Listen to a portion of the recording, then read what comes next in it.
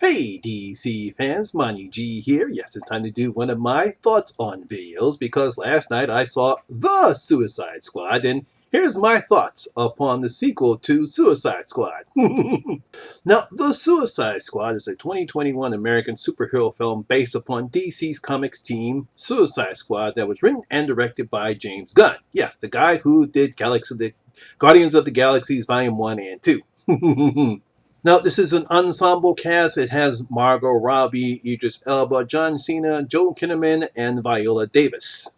Now, in this one, Amanda Weller sends the squad to destroy a Nazi-era laboratory, and they encounter the giant alien life form called Starro. Now, when the first trailers of the 2016 Suicide Squad came out, everyone was excited because it seemed that this was going to be the DCEU's answers to Marvel's Guardians of the Galaxy. It had the same type of familiar cast, a bunch of second-rate, third-rate villains, other than the Joker and Harley Quinn. Most people really don't know about these other characters unless, of course, you read the comics. However, despite the fact the film was a box office success, outperforming the disappointing Batman v Superman, the film was heavily criticized, mainly due to the weak storyline, very incoherent plot, and weak characters. I mean, other than Deadpool and Harley Quinn, we really didn't get that much character growth. The story was convoluted, and that was something disappointing because everyone expected something better than what we got. We learned later on that the film had several reshoots as the studio heads at Warner Brothers felt the original film was too dark, and after seeing the success of Marvel's Deadpool, felt the audience wanted to see something similar, such as the Suicide Squad. I mean, one of the problems with Batman v Superman, they felt the film was too dark, so they did some stuff like that because everyone saw how great Deadpool was, and so that's the reason why the film is so incoherent and uneven in how tone shifts. There's too much humor. There's violence, but not enough violence. It's dark and it's light in others. That's what the problem was with the first film.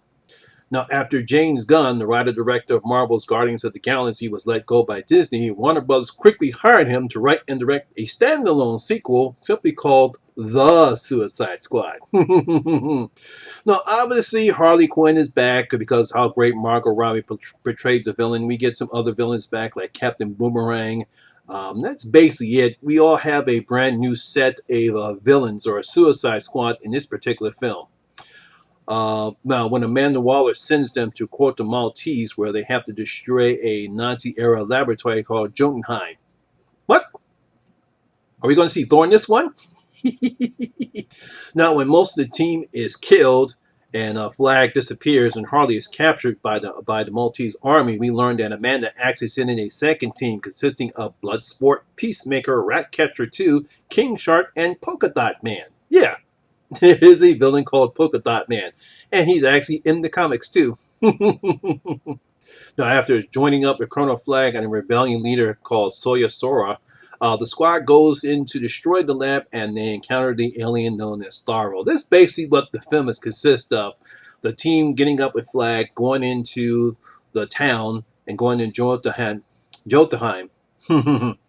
And we eventually encountered the alien known as Starro. Now, I'm not giving anything away. Most of this you've seen in the trailers. Now, when watching this film, you can definitely tell the difference between this film and the first one because it's how smooth and evenly the story flows in this one. We have a script. The tone never changes. Everything eventually stays the same. We get some great character development, the violence. Everything flows at a great pace. So you really have to give James Gunn credit. And obviously that the studios did not interfere with this one because you can tell how different this film is as opposed to the first one. Also, unlike in the first movie, all the characters get a chance to shine or grow, especially Cleo Cazo, Ratcatcher 2, who is actually the daughter of the original Ratcatcher. And yeah, she's also in the comics too. Now, Portuguese actress Daniela Melchior gives Cleo the heart and soul of the squad, something that was missing in the first movie. And it was she's basically a person of circumstances. She's not evil. She's not a bad person. She, unfortunately, the only real friends that she had was the rats that her father had. And she basically had to steal in order to survive. And she's not a bad person. She's not evil, as opposed to like some of the other characters that we see or some of the villains that we see. She's a good woman of good heart, and that's something that the squad needed and has that we, unlike, didn't get in the first film.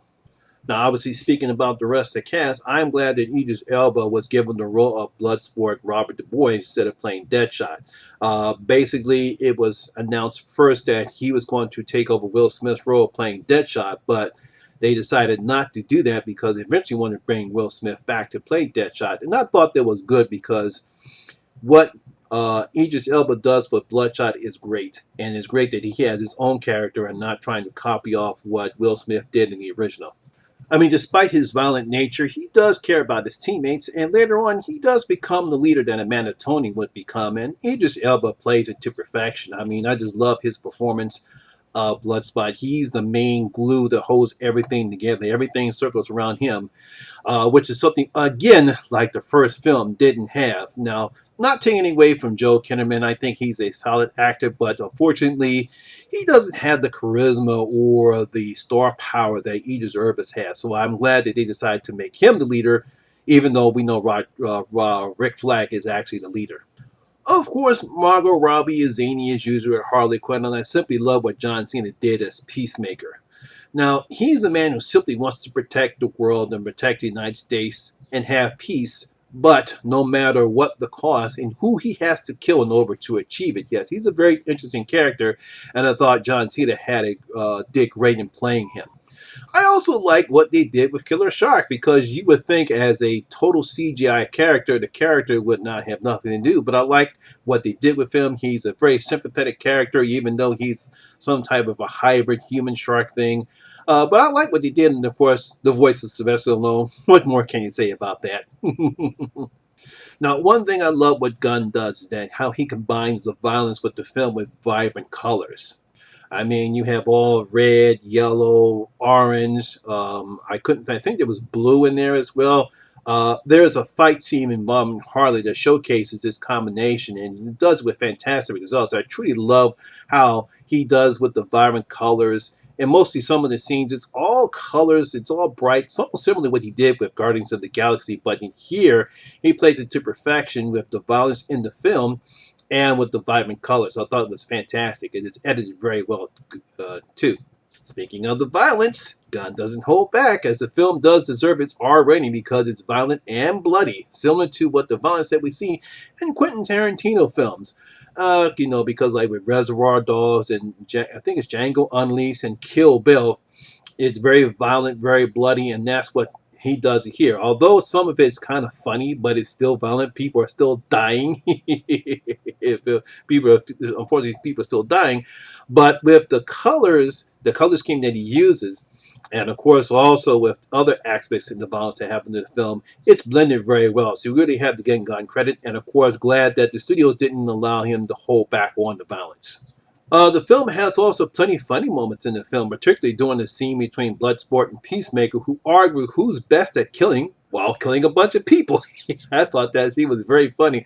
I mean, here they are, they're stabbing people, blowing people away, cutting off heads, and doing all sorts of mayhem, and arguing about it. Yeah, I thought that scene was decent.